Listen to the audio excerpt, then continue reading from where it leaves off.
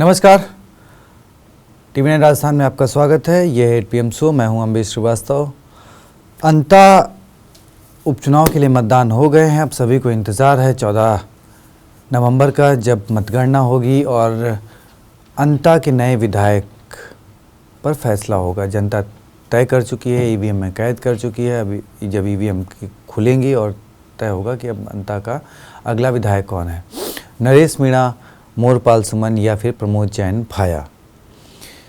देखिए, जिस तरीके से वोटिंग परसेंटेज में रुझान देखने को मिला, जिस तरीके से जो पहले वोटर्स थे या कहें जो युवा वोटर्स थे, उनका जो रुझान देखने को मिला, उससे कई एग्जिट पोल में नरेश मीणा को बढ़त दिखाई जा रही है। टक्कर में मोरपाल सुमन है। प्रमोद जैन भाया एक बार फिर तीसरे नंबर पर जाते हुए दिख रहे हैं। तो क्या नरेश मीणा को एक बार फिर इग्नोर करना कांग्रेस को भारी पड़ गया या भारी पड़ जाएगा? क्योंकि अगर आप देखो तो 2023 विधानसभा चुनाव में जब वो छबड़ा मैदान में उतरे, तब भी वो कांग्रेस के खाते की सीट थी, लेकिन नरेश मीणा वहाँ पर दूसरे नंबर पर रहते हैं। बीजेपी वो सीट हथिया लेती है और कांग्रेस के उम्मीदवार तीसरे नंबर पर खिसक जाते हैं। देवली उनियारा में भी वही होता है। नरेश मीणा को टिकट नहीं मिलता है, वो बागी बनते हैं, निर्दलीय पर्चा भरते हैं। कांग्रेस की खाते की सीट थी, बीजेपी जीत जाती है, नरेश मीणा दूसरे नंबर पर रहते हैं और कांग्रेस के उम्मीदवार की जमानत भी जब्त हो जाती है। प्रमोद जैन भाया ने जिस तरीके से पहले तो उनको उम्मीदवार बनाया गया, उस पर एक सवाल था। नरेश मीणा बार बार ये बात कह रहे थे क्योंकि मैं टिकट मांग रहा था, मुझे अगर टिकट मिलता तो सचिन पायलट का कद बढ़ जाता, क्योंकि मैं सचिन पायलट का मेरे ऊपर ठप्पा लगा कि मैं उनका आदमी हूँ। तो अगर मैं मजबूत होता, सचिन पायलट मजबूत होते, तो इसलिए टिकट मुझे नहीं दिया गया, मेरा टिकट काट दिया गया। अब आज जरा इसी पे बात करते हैं कि नरेश मीणा की जुबान पर सचिन पायलट, वहीं कांग्रेस के ही एक धड़े में सचिन पायलट को लेकर सियासत हो रही है। देखिए, जब गोविंद सिंह डोटासरा अंता प्रचार के दौरान उनका टकराव हुआ नरेश मीणा से, तो हमने देखा कि कैसे नरेश मीणा ने गमछा लहराया, वो टकराव वाली एक तस्वीर सामने आई। 10-15 मिनट बाद खैर वो निकल भी गए एक दूसरे से रास्ते से, लेकिन उसके 2 दिन बाद जब सचिन पायलट की सभा की बारी आई और नरेश मीणा को ये बात पता लगी कि हाँ, सचिन पायलट का ये रूट है प्रचार करने का, और जब नरेश मीणा से किसी ने फ़ोन कर कहा कि भाई पायलट का ये रूट है, टकराव होने की संभावना है, तो नरेश मीणा ने कहा बिल्कुल नहीं, उनका रास्ता कोई नहीं रोकेगा, और अगर वो मेरे रास्ते पर आ गए तो मैं उनके पैर छूँगा, उनसे आशीर्वाद लूँगा।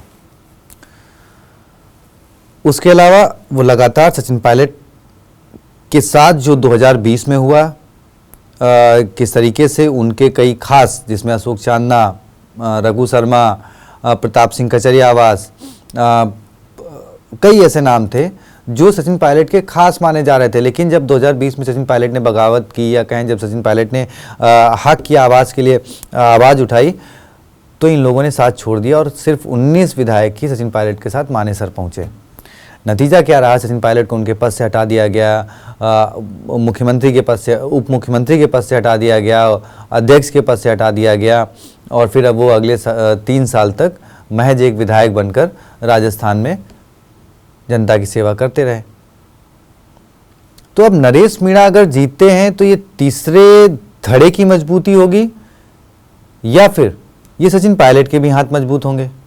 और अगर सचिन पायलट मजबूत होंगे तो कांग्रेस में किसको खल रहा है? यानी एक बार फिर 2028 चुनाव से पहले ही कांग्रेस में, जिसकी हम चर्चा कई बार कर चुके हैं कि एक लड़ाई जो हमेशा चलती थी गहलोत वर्सेस पायलट, अब वो पायलट वर्सेस डोटासरा हो चुकी है, चांदना हो चुकी है।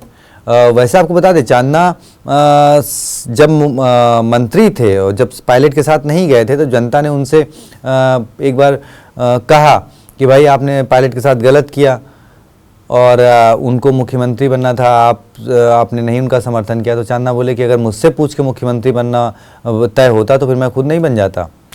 यानी पायलट के मुख्यमंत्री बनने की जब भी बात आती है तो पायलट के ही जो खास होते हैं कई बार वो हाथ पीछे खींच लेते हैं। तो इस बार क्या पायलट ने वो पार्टी के अंदर वाले अपने खासों को पहचान लिया है और अब वो भरोसे बैठ गए? क्योंकि आप देखिए, अगर राजस्थान में तीसरा धड़ा बनता है तो देखिए, हनुमान बेनीवाल कई बार ये बात कह चुके हैं कि जब सचिन पायलट को 2018 की बात थी तब उनके पास 3 विधायक थे और वो सचिन पायलट के मुख्यमंत्री बनाए जाने पर अपने तीनों विधायक कांग्रेस के साथ देने को तैयार थे।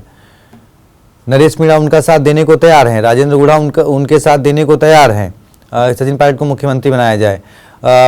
रविंद्र सिंह भाटी सचिन पायलट की तारीफ करते हैं। बीजेपी में अगर इक्का दुक्का नेता शायद ही कोई होगा जो सचिन पायलट की सियासत पर सवाल खड़े करे, सब सचिन पायलट की तारीफ करते हैं। तो अब 2028 में सचिन पायलट राजस्थान की कुर्सी पर कैसे बैठेंगे ये उनको समझ में आ गया है और अब इसलिए उन्होंने पार्टी के अंदर अपनी मजबूती से ज़्यादा पार्टी के बाहर अपने आप को मजबूत करने की शुरुआत कर दी है। अब ये उन्होंने करी है या जो उनके समर्थक हैं, जो उनके चाहने वाले हैं, वो इस तरीके से, क्योंकि उनको पता है कि भाई पायलट से बैर कर राजस्थान में सियासत संभव नहीं है।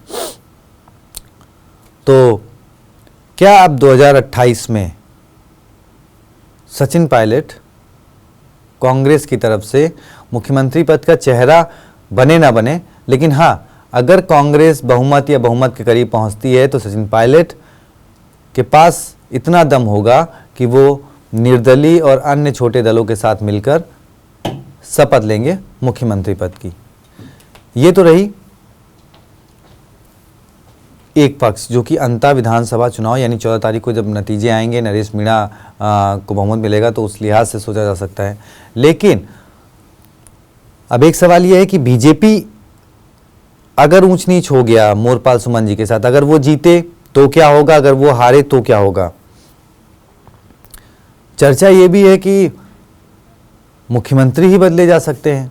जैसा कि मैंने अभी सुबह एक वीडियो किया था जिसमें हमने बात करी थी कि भाई गुजरात की तरह एक चर्चा थी कि राजस्थान में मंत्रिमंडल पूरा बदला जा सकता है या मंत्रिमंडल में बदलाव हो सकता है, लेकिन नहीं, अब चर्चा ये है कि मुख्यमंत्री ही बदले जा सकते हैं। हो सकता है मंत्रिमंडल वही रहे, मुख्यमंत्री ही बदले जाएं।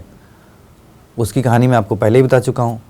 और प्रमोद जैन भाया जी, खैर अगर वो जीतते भी हैं तो उससे कोई बहुत ज़्यादा फर्क पड़ने वाला नहीं है। सरकार तो बनी चलेगी ही अगले 3 साल, तो उस पर अब बस ये है कि हाँ, अगर प्रमोद जैन भाया जीते हैं तो गहलोत एंड गुण को थोड़ा सा तसल्ली मिल जाएगी, तो उस लिहाज से इसको समझ सकते हैं। बाकी आपकी क्या राय है कि अंततः कौन जीत सकता है और 2028 में क्या पायलट चेहरा होंगे, और क्या ये सच हो सकता है कि मुख्यमंत्री ही बदल दिए जाएं 20 मझधार में राजस्थान के? आप ही कह रहे हैं कमेंट बॉक्स में बताएं। वीडियो को ज़्यादा से ज़्यादा शेयर करें, चैनल को सब्सक्राइब करें। बहुत बहुत शुक्रिया, धन्यवाद।